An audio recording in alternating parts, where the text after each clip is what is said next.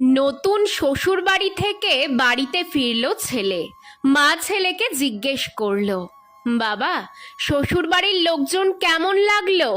ছেলে বলল, ভালো মা। মা জিজ্ঞেস করলো, তোমার শাশুড়ি কেমন আদর যত্ন করলো? ছেলে বলল, সেটা বললে তো তুমি আবার রাগ করবে।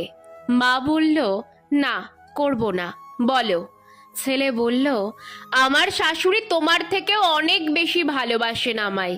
তুমি তো একটা মুরগি রাঁধলে আমাকে ছোট্ট একটা টুকরো দাও, আর আমার শাশুড়ি আমাকে আস্ত একটা মুরগি দেয়।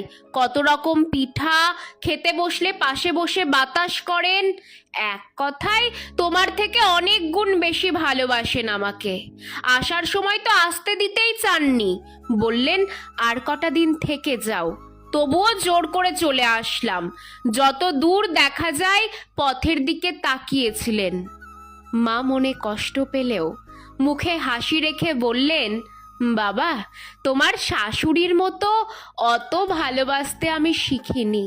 তবে বাবা, আমার একটা কথা রাখবি? ছেলে বলল, বলো মা, রাখবো। মা বলল, এখন তুই আবার তোর শ্বশুর বাড়ি চলে যা। ঠিক 6 মাস পরে বাড়ি ফিরবি, একদিন আগেও আসবি না। ছেলে বলল, এইটা তো খুব ভালো সুযোগ। আমার শাশুড়ি আমায় যত ভালোবাসে তাতে 6 মাস কেন, 6 বছর বেড়ালেও বেড়ানোর মজা শেষ হবে না। মা বললেন, ঠিক আছে বাবা, তাহলে তুমি যাও। ছেলে বউকে নিয়ে শ্বশুর বাড়ি ফিরে গেল। শাশুড়ি জামাইকে দেখে বললেন, কি বাবাজি, বাড়িতে গেলে না? জামাই বলল, গিয়েছিলাম, আবার আপনার কথা মনে পড়ল, তাই চলে এলাম। শাশুড়ি একগাল হাসি নিয়ে বলল, ভালো করেছো। শ্বশুর মশাই বাড়ি ফিরে দেখল জামাই ঘরে। ঘরে ঢুকে বউকে বলল, কি গো, তোমার জামাই বাড়ি যায়নি এখনো? তিনি উত্তরে বলল, গিয়েছিল, আবার ফিরে এসেছে। আমার কথা নাকি খুব মনে পড়ছিল। শ্বশুর বলল, এ আবার কেমন বেয়াক্কেল জামাই, এই 1 সপ্তাহ বেরিয়ে সকালে গেল আবার বিকেলেই চলে এলো। শাশুড়ি বলল, চুপ করো, শুনতে পাবে, 2-1 দিনেই তো আবার চলে যাবে। জামাই বেচারা সব কথা শুনে ফেলল। ভাবছে এইটুকু সময়ের মধ্যেই এত পরিবর্তন। এখন আর আগের মতো আস্ত মুরগি তো দূরের কথা, নিয়মিত মাছ ভাতও জোটে না জামাইয়ের কপালে।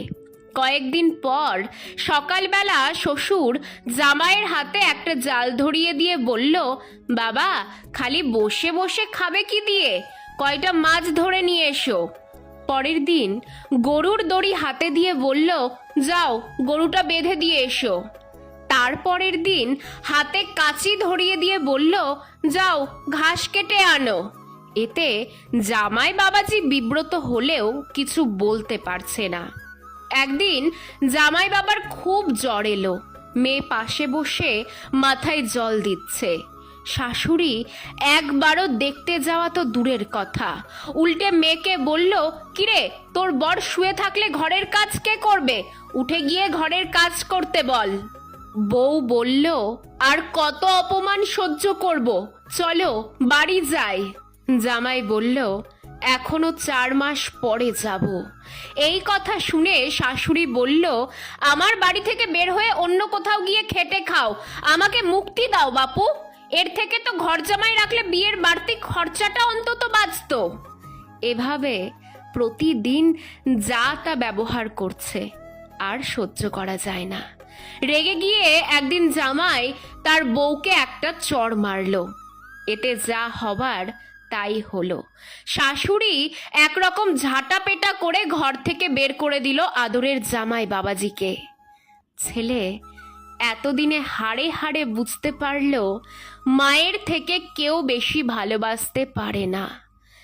এখন তো মাত্র 3 মাস হলো, এর মধ্যেই এই আচরণ? মা তো 30 বছরেও এমন আচরণ করেনি। অসুখ হলে রাতের পর রাত জেগে থাকতেন, পাশে বসে কেঁদে কেঁদে প্রার্থনা করতেন। ছেলে বাড়ি গিয়ে মায়ের পায়ের ওপরে পড়ে বলল, মায়ের মতো আপন পৃথিবীতে কেউ হতে পারে না, আমাকে ক্ষমা করে দাও মা। হ্যাঁ, এটাই চিরন্তন সত্য। মায়ের চেয়ে আপন পৃথিবীতে কেউ হতে পারে না।